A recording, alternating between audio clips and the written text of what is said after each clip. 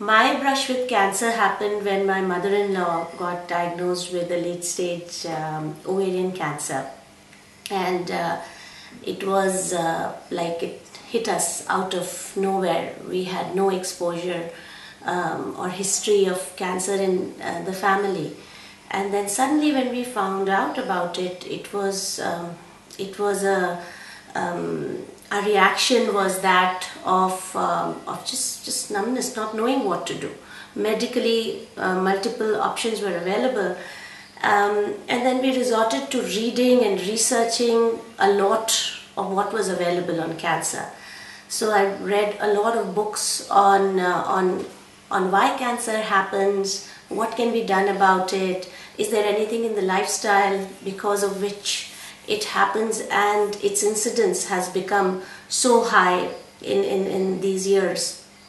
And a lot of what I found out was contradictory. So on the one hand, they would say, well, chemicals and our lifestyle is to be blamed for it, and on the other hand, you'd also hear things like, it's just genetic, it could happen to anyone, and it just pops out of nowhere. But after reading and researching a lot of it, a couple of things became clear to me. One was, actually 3 things became clear to me. One is we have to watch what we eat and what we put on our bodies. So as I became more aware of this, I realized from the time we wake up in the morning to the time we go to bed, there is so much chemical we put on our bodies, we ingest as food. So the toothpaste we use, the shampoo we use, the perfume, the deodorant, the cereal we eat which comes out of the packaged box, it's all chemicals, and so much chemical is going into your body.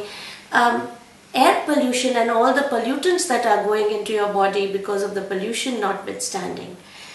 So one of the things I did was to switch to organic food, natural food wherever I could, and make my children aware of the need to be very conscious about what we put on our bodies.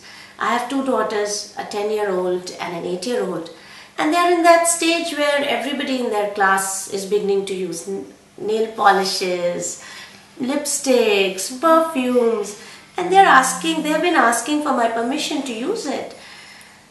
And I have spent a lot of time making them aware about why it is so dangerous to just begin to use it at such an early age. And they now get it. Just yesterday they spent the whole day trying to make natural perfumes out of mint and elaichi and coriander and ginger.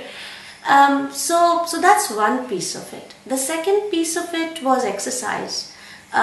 Again, from whatever I read, it became clear that exercise is just helps prevent you, not just cancer, but a range of diseases. And therefore, as a family, we've become much more conscious about exercise, and for all 4 of us, this comes very high on our priority list as we lead our days. And the third part of it was, medically, can I do anything to prevent it? And 2 things emerged. One was regular checkups. So whereas early on in my 30s, I would not care about going for my checkups and pap smears and gynae tests and so on and so forth, I think in the last 6 years I've made a promise to myself that I will ensure that I go for all annual checkups, get my pap smears done on a regular basis.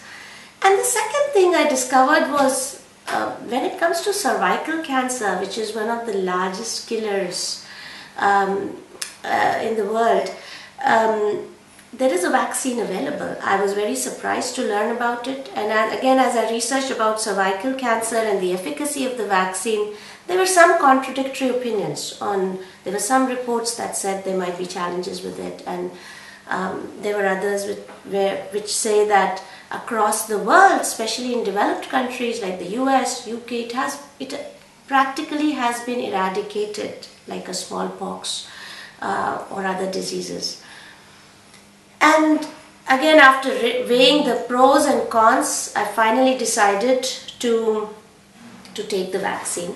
I took Gardasil, and over a period of 3 to 4 months, the most challenging thing was that a couple of doctors I went to, my gynecologist that I went to, said you don't need it. So it became even more hard for me to make a decision on it. But again, I took opinions from at least 10 doctors on this, and finally what it emerged was I'm better off taking it than not taking it. So I took Gardasil. The challenging thing was to remember the schedule of vaccinations and ensuring that I took all the 3 doses. Therefore, I did it with a friend of mine. And both of us ensured that we went through the whole course of vaccinations. It was actually a pretty painless process as far as the vaccine is concerned. I have not observed any side effects or anything so far. And we'll find out, what happens with it. I have also decided that I'm going to vaccinate both my daughters, 10 and 8, when they are at an age for vaccination around 15 or 16 years of age. I plan to vaccinate them as well.